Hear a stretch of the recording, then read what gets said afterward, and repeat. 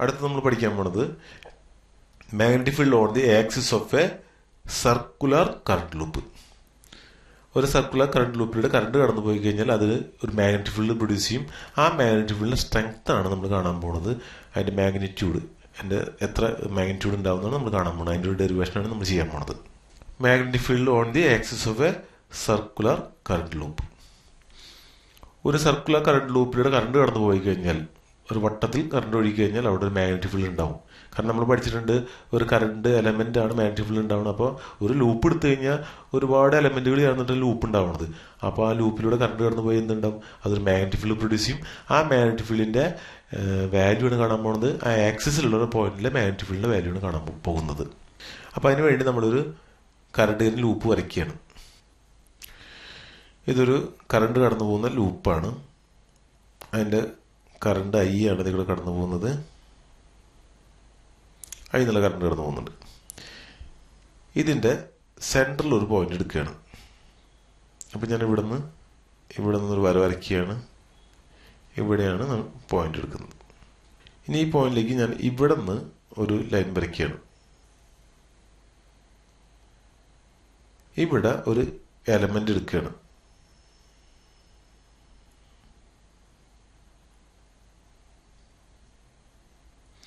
ഈ element D L ആണ്. അപ്പോൾ കറണ്ട് എലമെന്റ് ആകുമ്പോൾ നമുക്ക് ഐ ഡി എൽ എന്ന് പറയാം. ഇതാണ് എൻ്റെ റേഡിയസ്. റേഡിയസ് ഇവിടെ എ ആയിട്ടാണ് എടുക്കുന്നത്. ഈ സെൻട്രൽ നിന്നുള്ള ഡിസ്റ്റൻസ് നമ്മൾ എടുക്കുന്നത് ആർ ആയിട്ടാണ് എടുക്കുന്നത്. ഇവിടെ പോയിന്റ് പി എടുത്തിട്ടുണ്ട്. ആ പി എന്ന പോയിന്റ് കിടക്കുന്നത് ഐഡിയയിൽ നിന്ന് കിടക്കുന്ന ലെങ്ത് എന്ന് പറയുന്നത് എക്സ് ഡിസ്റ്റൻസിലാണ് കിടക്കുന്നത്. ഇവിടെ ഉണ്ടാക്കുന്ന ആംഗിൾ ഫൈ ആംഗിൾ ആണ്. ഈ പോയിന്റ് ഇതിലെ മാഗ്നറ്റിക് ഫീൽഡാണ് നമ്മൾ കാണാൻ പോണത്. ഞാൻ യെല്ലോ കളർ കാണിച്ചിരിക്കുന്ന പോയിന്റ് മാഗ്നറ്റിക് ഫീൽഡാണ് കാണാൻ പോണത്. ഈ മാഗ്നറ്റിക് ഫീൽഡിന്റെ ഡയറക്ഷൻ എന്ന് പറയുന്നത് ഇതാണ് ഡി ബിയുടെ ഡയറക്ഷൻ. അപ്പോൾ ഇതിന്റെ കാരണം ഈ ഡയറക്ഷൻ എങ്ങനെ വന്നത് നമുക്ക് നോക്കാം. ഇതിന്റെ വാല്യൂ ഡി ബി ആണ്. അപ്പോൾ ഡി ബി എന്ന് പറയുന്നത് ഈ എക്സിനും ഐഡിയലും പെർപെൻഡിക്കുലർ ആയിട്ടുള്ള ഒരു ആക്സിസിലാണ് കിടക്കുന്നത്, ഡി ബി കിടക്കുന്നത്. ഈ ഡി ബിനെ നമുക്ക് രണ്ട് കമ്പോണന്റുകളായിട്ട് സ്പ്ലിറ്റ് ചെയ്യാം. അപ്പോൾ നമ്മൾ ഇതിന്റെ ഒരു വെർട്ടിക്കൽ കമ്പോണന്റ് ആണ് വരയ്ക്കാൻ പോണത്. വെർട്ടിക്കൽ കമ്പോണന്റ് വരച്ചു. ഇതേപോലത്തെ ഇതിനൊരു ഹൊറിസോണ്ടൽ കമ്പോണന്റ് ഉണ്ട്. ആ ഹൊറിസോണ്ടൽ കമ്പോണന്റ് ആണ് ഞാൻ വരയ്ക്കാൻ പോണത്. ഇതാണ് എൻ്റെ ഹൊറിസോണ്ടൽ കമ്പോണന്റ്. ഇത് ആംഗിൾ ഫൈ ആണെങ്കിൽ ഈ ആംഗിളും ഫൈ ആണ്. അപ്പോൾ ഈ വെർട്ടിക്കൽ കമ്പോണന്റ് നമുക്ക് ഡി ബി കോസ് ഫൈ ആണെന്ന് മനസ്സിലാക്കാം. കാരണം ഫൈയുടെ ആംഗിൾ കിടക്കുന്ന കമ്പോണന്റ് ആണ്. അത് അഡ്ജസ്റ്റന്റ് കമ്പോണന്റ് ആയതുകൊണ്ടാണ് കോസ് ഫൈ ആയത്. ആ സമയത്ത് ഈ യെല്ലോ കളറിൽ കാണിച്ചിരിക്കുന്ന കമ്പോണന്റ് എന്ന് പറയുന്നത് ഫൈക്ക് ഓപ്പോസിറ്റ് ഡയറക്ഷൻ കിടക്കുന്ന കമ്പോണന്റ് ആണ്. അപ്പോൾ അത് നമുക്ക് ഡി ബി സൈൻ ഫൈ എന്ന് പറയാം.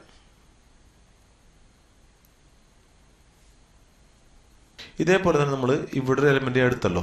ഇതേപോലെ തന്നെ ഇവിടെയും ഒരു എലമെന്റ് എടുക്കുകയാണെങ്കിൽ എന്ത് കിട്ടും? ഞാൻ ഇവിടെ ഒരു എലമെന്റ് മാർക്ക് ചെയ്യാണ്.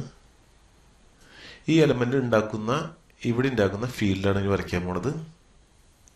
ഇവിടേക്ക് ഒരു പോയിന്റ് വരച്ചു. അപ്പോൾ ആ പോയിന്റും കിടക്കുന്നത് എക്സ് ഡിസ്റ്റൻസിലാണ് കിടക്കുന്നത്. ഇതും എന്തുണ്ടാക്കുന്നുണ്ട്? മാഗ്നറ്റിക് ഫീൽഡ് ഉണ്ടാക്കുന്നുണ്ട്. ആ കമ്പോണന്റ് ആണ് വരയ്ക്കാൻ പോണത്. ആ കമ്പോണന്റ് ഇതിന്റെ വാല്യൂ ഡി ബി. ഈ ഡി ബിനെ നമുക്ക് എന്ത് ചെയ്യാം? രണ്ട് കമ്പോണന്റുകളായിട്ട് സ്പ്ലിറ്റ് ചെയ്യാം. ഗ്രീൻ കളറിൽ ഒരു വെർട്ടിക്കൽ കമ്പോണന്റും, അപ്പോൾ നമുക്കൊരു ഡി ബി കോസ് ഫൈ എന്ന് പറയാം.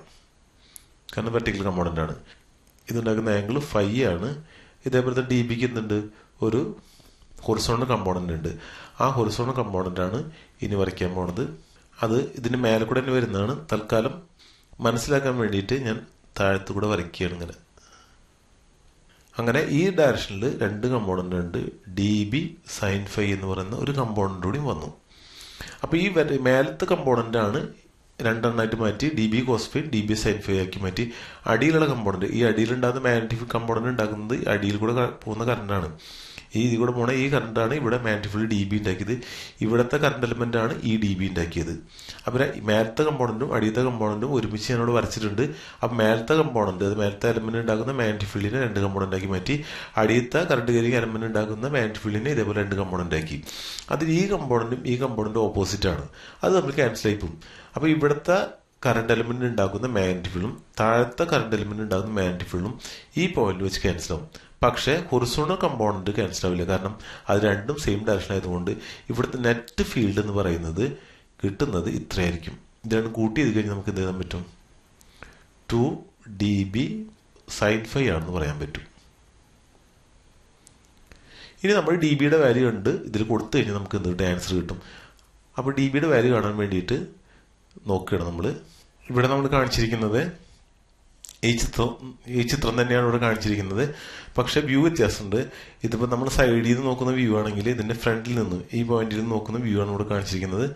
അപ്പോൾ അങ്ങനെ നോക്കുന്ന സമയത്ത് ഈ ഐഡിയലും ഈ എക്സ് റേഡിയസ് ഇത് എ ആണ് നമുക്കറിയാം. ഇത് സർക്കിളിന്റെ റേഡിയസ് ആണ് എ. ആ എ ആണ് ഇവിടെ കാണിച്ചിരിക്കുന്നത്. ഈ എക്സ് ഡിസ്റ്റൻസ് ആണ് ഈ കാണിച്ചിരിക്കുന്നത്. ഈ എക്സ് ഡിസ്റ്റൻസും ഇവിടെ നമ്മൾ ഈ കേസിൽ എക്സ് എന്ന് പറയുന്നത് പോയിന്റ് പിയിലേക്കുള്ള ദൂരമാണ്. ആ എക്സും ഐഡിയലും തമ്മിൽ ഉണ്ടാക്കുന്ന ആംഗിൾ ആണ് ഞാൻ വരയ്ക്കാൻ പോണത്. ആ ആംഗിളാണ് ഇപ്പോൾ കാണിക്കുന്നത്. ഇത് 90 ഡിഗ്രിയാണ് ഈ ആംഗിൾ. ഇത് 90 ഡിഗ്രിയാണ് മനസ്സിലാക്കാൻ പറ്റും. അതേപോലെ തന്നെ ഇവിടെയും എന്തുണ്ടാക്കുന്നുണ്ട്? ഈ ഡി എല്ലും ഐ ഡി എല്ലും ഈ റേഡിയസ് ആയിട്ട് ഉണ്ടാക്കുന്ന ആംഗിൾ 90 ഡിഗ്രിയാണ്. അപ്പോൾ നമ്മളിങ്ങനെ നോക്കിക്കഴിഞ്ഞാൽ ഇത് 90 ഡിഗ്രിയാണെന്ന് മനസ്സിലാക്കാൻ പറ്റും. അപ്പോൾ ഇവിടുത്തെ ഡി ബി ചെറിയ എലമെന്റ് ഐഡിയൽ എലമെന്റ് ഈ പോയിന്റ് ഉണ്ടാക്കുന്ന മാഗ്നറ്റിക് ഫീൽഡ് നമുക്ക് ഇങ്ങനെ എഴുതാൻ പറ്റും. ഡി ബി കിട്ടും μ0/4π × ഐഡിയൽ sin 90/x² എന്ന് പറയുന്നത് ഡി ബി കിട്ടും. എന്ത് കിട്ടും? μ0/4π × ഐഡിയൽ/x² എന്ന് കിട്ടി. നമുക്ക് നമ്മുടെ ഡെറിവേഷനിൽ തിരിച്ചു പോകാം.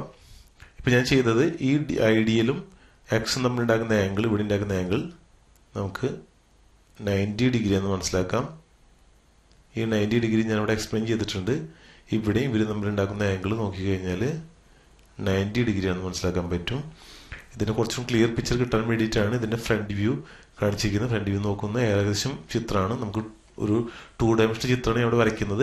പക്ഷേ യഥാർത്ഥത്തിൽ 3D ചിത്രമാണ്. ആ 3D ചിത്രം വരയ്ക്കുന്നതിൻ്റെ ലിമിറ്റേഷൻ ഇവിടെ ഉണ്ട്. എങ്കിലും നമ്മൾ ആംഗിൾ ഒന്ന് മനസ്സിലാക്കുന്നതിന് വേണ്ടിയിട്ടാണ് മാറ്റി വരച്ചിരിക്കുന്നത്. ഇത് പരീക്ഷയ്ക്ക് വരയ്ക്കുന്നത് യാതൊരു നിർബന്ധവുമില്ല. അത് മനസ്സിലാക്കാൻ വേണ്ടി മാത്രം വരച്ചതാണ്. നമ്മൾ ഈ ചിത്രമാണ് നമ്മൾ പരീക്ഷയ്ക്ക് വരയ്ക്കുന്നത്. ഈ ഡി എൽ എന്ന് പറയുന്നത് വളരെ ചെറിയ വാല്യൂ ആണ്. ഐഡിയൽ എന്ന് പറയുന്നത് അതും ചെറുതാണ്. അപ്പോൾ ചെറിയൊരു എലമെന്റ് ഈ എക്സുമായിട്ട് ഉണ്ടാക്കുന്ന ആംഗിളാണ് 90. അപ്പോൾ അതാണ് ശ്രദ്ധിക്കണം.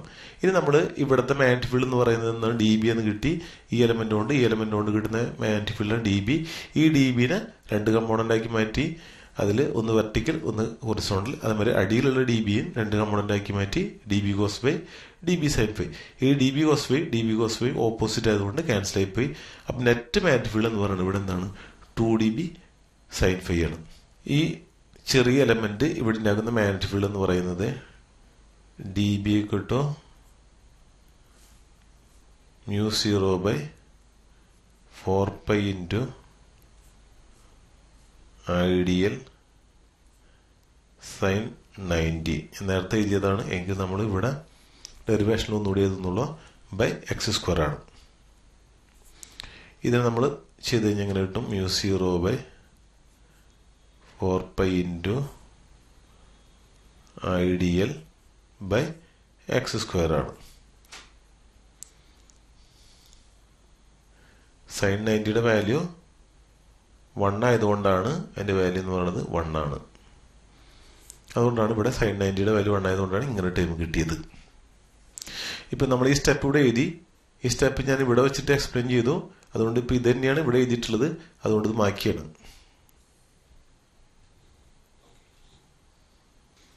അപ്പോൾ നമുക്ക് ഇവിടുത്തെ മാഗ്നിഫിൾ എന്ന് പറയുന്നതിൻ്റെ വാല്യൂ കിട്ടി, ഡി ബി കിട്ടി. ആ ഡി ബിനെ സ്പ്ലിറ്റ് ചെയ്ത് കഴിഞ്ഞാൽ എന്ത് കിട്ടും? രണ്ട് കമ്പോണൻറ്റ്. ഇവിടെ ഡി ബിനെ സ്പ്ലിറ്റ് ചെയ്തപ്പോൾ രണ്ട് കമ്പോണൻറ്റ്. അതിൽ വെർട്ടിക്കൽ കമ്പോണൻറ്റ് ക്യാൻസലായി. ഇവിടുത്തെ ഈ കമ്പോണൻറ്റ് ഹൊറിസോണ്ടൽ കമ്പോണൻറ്റ് മാത്രമേ അവിടെ നിലനിൽക്കുന്നുള്ളൂ. അതുകൊണ്ട് നമുക്ക് എന്ത് ചെയ്യാൻ പറ്റും? ഇതിൽ നിന്ന് നമുക്ക് എന്ത് കാണാൻ പറ്റും? ടോട്ടൽ മാഗ്നിഫിൾ കാണാൻ പറ്റും. അപ്പോൾ ടോട്ടൽ മാഗ്നിഫിൾ ബി എന്ന് പറയണത് എങ്ങനെ? നമുക്ക് integral D B sine phi കണ്ടാൽ മതി. അതിൻ്റെ അർത്ഥം എന്താണ്? ഇപ്പം നമ്മൾ ചെറിയ എലമെന്റ് കണ്ടു, ആ ചെറിയ എലമെന്റിന്റെ മാഗ്നിഫിൾ കണ്ടു. അതേപോലെ തന്നെ അടുത്തൊരു എലമെന്റ് കാണാം. ഇപ്പം ഞാനിവിടെ ഒരു പച്ച കളറിൽ ഷെയ്ഡ് ചെയ്യാണ്. ആ എലമെന്റിന്റെ മാഗ്നിഫിൾ കണ്ടു. അടുത്തത് വീണ്ടും എന്ത് ചെയ്യുന്നു? വേറെ കളർ കാണിക്കുകയാണ്, ബ്ലൂ കളർ കാണിക്കുകയാണ്. അങ്ങനെ pink, green colour, blue colour, അങ്ങനെയുള്ള മൂന്ന് എലമെന്റിന്റെയും കണ്ടു കഴിഞ്ഞാൽ നമുക്ക് എന്ത് കിട്ടും? അങ്ങനെ കൂട്ടി മൊത്തം കൂട്ടിയാണെങ്കിൽ നമുക്ക് എന്ത് കിട്ടും? ഈ സർക്കിളിന്റെ മൊത്തം മാഗ്നിഫിൾ കാണാൻ പറ്റും. അപ്പോൾ നമ്മൾ ചെറിയൊരു എലമെന്റിനെ കണ്ടിട്ട് മൊത്തം കൂട്ടിയെടുക്കുന്നതിന് വേണ്ടിയിട്ടാണ് എന്ത് ചെയ്യുക? ഇൻ്റഗ്രേഷൻ ഉപയോഗിക്കുന്ന ഒരു മാത്തമാറ്റിക്സ് ഉപയോഗിക്കുന്നത്. അപ്പോൾ ഇവിടെ ചെറിയ എലമെന്റിന്റെ നമ്മൾ കണ്ടെത്തി കഴിഞ്ഞു. ഇനി മൊത്തം മാഗ്നിഫിൾ കാണാൻ വേണ്ടി എന്ത് ചെയ്യുന്നു? നമ്മൾ ഇൻ്റഗ്രേഷൻ ചെയ്യുന്നു. അപ്പോൾ മൊത്തം മാഗ്നിഫിൾ ബി എന്ന് പറയുന്നത് integral D B sine phi ആണ്. അപ്പോൾ ടോട്ടൽ മാഗ്നിഫിൾ ബി കിട്ടും. ഞാൻ ഡി ബിയുടെ വാല്യൂ ആണ് ഇവിടെ സബ്സ്റ്റിറ്റ്യൂട്ട് ചെയ്യുന്നത്. അപ്പോൾ integral μ0/4π into IDL by x² into sine phi ആണ്. ഈ സൈൻ ഫൈ എന്ന് പറയുന്നത് ആംഗിൾ ആണ്. അത് നമ്മൾ എന്ത് ചെയ്യുന്നു? a/a എക്സിന്റെ രൂപത്തിലാക്കുന്നു. അപ്പോൾ സൈൻ ഫൈ എന്ന് പറയുന്നത് ഈ ട്രയാങ്കിൾ നോക്കി കഴിഞ്ഞാൽ നമുക്ക് മനസ്സിലാക്കാൻ പറ്റും a/x ആണെന്നറിയാൻ പറ്റും. അപ്പോൾ ആ വാല്യൂ തിരികെ കൊടുക്കുമ്പോൾ നമുക്ക് എന്ത് കിട്ടും? ടോട്ടൽ മാഗ്നിഫിൾ ബി എന്ന് പറയുന്നത് integral μ0/4π into IDL by x² into a/x എന്നറിയാം. അപ്പോൾ ഇതിനൊന്ന് അറേഞ്ച് ചെയ്താൽ നമുക്ക് ഇങ്ങനെ കിട്ടും. ഇൻ്റഗ്രൽ μ0/4π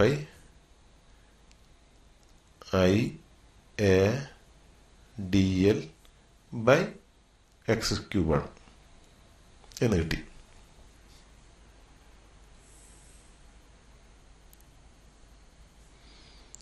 ബി ഈക്വൽ ടു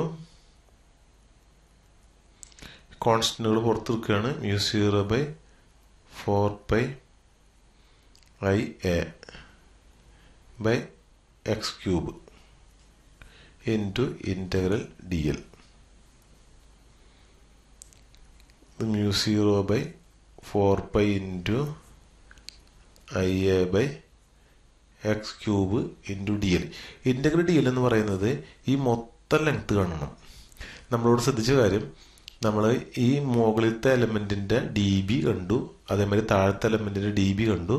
അതിൽ ഡി ബി കോസ്ഫൈൻ ക്യാൻസൽ ആയി മനസ്സിലായി. ഇവിടെ നെറ്റ് ഫീൽഡ് എന്ന് പറയുന്നത് ഡി ബി സൈൻ ഫൈ ഉണ്ട്. ഇത് രണ്ടും കൂട്ടിക്കഴിഞ്ഞാൽ 2dB സൈൻ ഫൈ കിട്ടും. അപ്പം ഞാൻ 2 ഇവിടെ ഇട്ടിരുന്നെങ്കിൽ, ഇവിടെ 2dB ആണ് എടുത്തെങ്കിൽ നമ്മൾ ഇൻ്റഗ്രേഷൻ ചെയ്യേണ്ടത് ഇവിടെ തൊട്ട് ഇവിടെ വരെ ചെയ്താൽ മതി. കാരണം നമ്മൾ അറ്റ് എ ടൈം ഇവിടെ നിന്ന് ഇൻ്റഗ്രേഷൻ ചെയ്തു വരുന്നു, ഇവിടെ നിന്ന് ഇൻ്റഗ്രേറ്റ് ചെയ്തു വരുന്നു. അപ്പോൾ ഒരു ഹാഫ് ഇൻ്റഗ്രേഷൻ നടത്തി കഴിഞ്ഞാൽ നമുക്ക് മൊത്തം മാഗ്നിഫിൾ കാണാൻ പറ്റും. പക്ഷേ ഇവിടെ നമ്മൾ ചെയ്യുന്ന സമയത്ത് ഇതിലൊരു കമ്പോണൻറ്റ് മാത്രമേ എടുത്തുള്ളൂ. ഈ കമ്പോണന്റ് എലമെന്റ് കാണിച്ചത് ഇവിടെ ആവശ്യം എന്താണ്? ഈ വെർട്ടിക്കൽ കമ്പോണന്റുകൾ ക്യാൻസലായി പോകും, ഹൊറിസോണ്ടൽ കമ്പോണന്റ് മാത്രമേ ഇവിടെ ഉള്ളൂ എന്ന് കാണിക്കാൻ വേണ്ടി മാത്രമാണ് നമ്മൾ ഈ രണ്ട് എലമെന്റ് എടുത്തത്. അതിനുശേഷം നമ്മൾ ഇവിടെ ഒരു എലമെന്റ് മാത്രം എടുത്തിട്ടാണ് ഇന്റഗ്രേഷൻ ചെയ്തു വന്നത്. അതുകൊണ്ട് നമ്മൾ ഇന്റഗ്രേഷൻ ചെയ്യുന്ന സമയത്ത് നമ്മൾ മൊത്തം സർക്കിളിന് ഇന്റഗ്രേഷൻ ചെയ്യണം. ഇവിടെ 2 എടുത്തിരുന്നെങ്കിൽ നമുക്ക് ഹാഫ് മാത്രമേ ഇന്റഗ്രേഷൻ ചെയ്യേണ്ടതുള്ളൂ. പക്ഷെ ഇവിടെ 2 എടുക്കാതെയാണ് നമ്മൾ ചെയ്തു വന്നത്. അതുകൊണ്ട് നമ്മൾ എന്ത് ചെയ്യുന്നു? ഇന്റഗ്രേഷൻ ചെയ്യുന്നു. ഇന്റഗ്രേഷൻ ചെയ്യുമ്പോൾ മൊത്തം ലെങ്ത് എന്ന് പറയുന്നത്, ഇതിൻ്റെ എ ആണ് റേഡിയസ് എങ്കിൽ മൊത്തം ലെങ്ത് 2π കിട്ടും.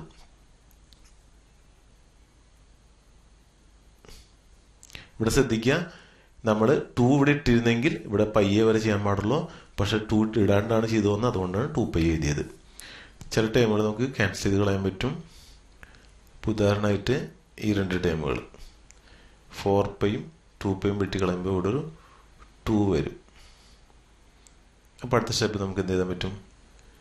μ0/2 into I into a² x³ എന്ന് കിട്ടി.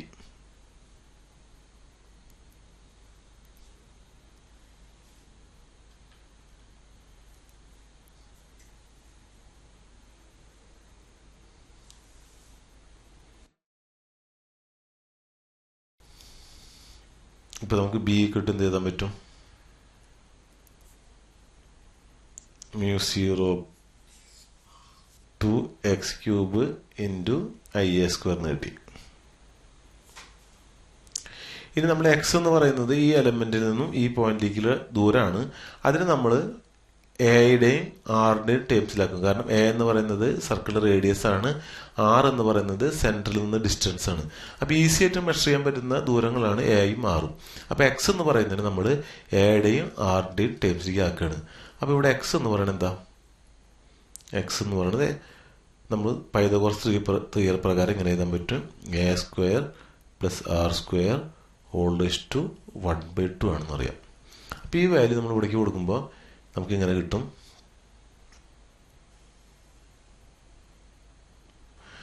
അപ്പോൾ B =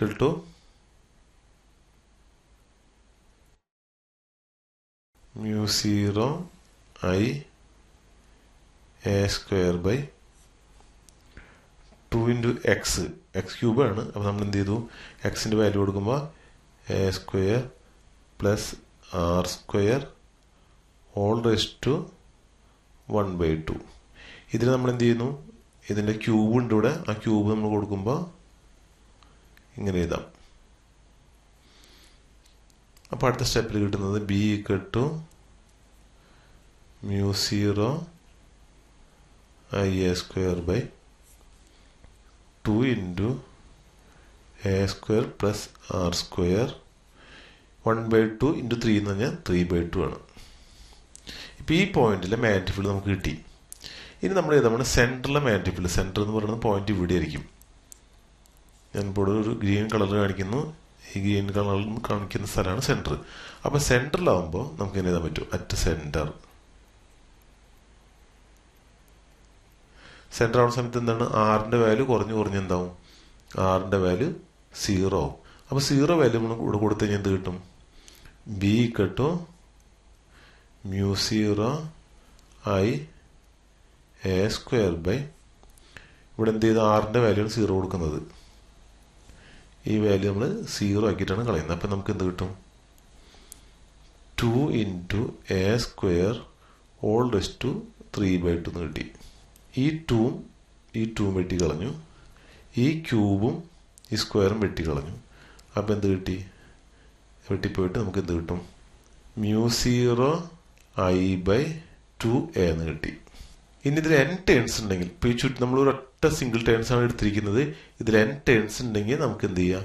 n കൊണ്ടുകൂടി മൾട്ടിപ്ലൈ ചെയ്യാം. n ടേൺസ് ഉണ്ടെങ്കിൽ മാത്രമാണ്. അപ്പോൾ B കിട്ടും μ0 I/2a × n എന്ന് കിട്ടി. ഇവിടെ I എന്ന് പറഞ്ഞാൽ കറണ്ടാണ്, a എന്ന് പറയുന്നത് ഈ സർക്കിളിന്റെ റേഡിയസ് ആണ്, n എന്ന് പറയുന്നത് നമ്പർ ഓഫ് ടേൺസ് ആണ്. ഇപ്പോൾ ഇവിടെ നമ്മൾ അത് ചെയ്യുന്ന സമയത്ത് ഫസ്റ്റ് ടൈമിൽ എന്നിൻ്റെ വാല്യൂ 1 എടുത്തിട്ടാണ് ചെയ്തു വന്നത്. പക്ഷെ നമ്മൾ ചില പ്രോബ്ലം ചെയ്യുന്ന സമയത്ത് n ടേൺസ് ഉണ്ടെങ്കിൽ n ടേൺസും കൂടി അവിടെ പരിഗണിക്കണം. അപ്പോൾ ഫോർമുല μ0 IN/2 എന്ന് കിട്ടും. ഇത് ബൈ ഹാർട്ട് പഠിക്കേണ്ട ഒരു ഫോർമുലയാണ്.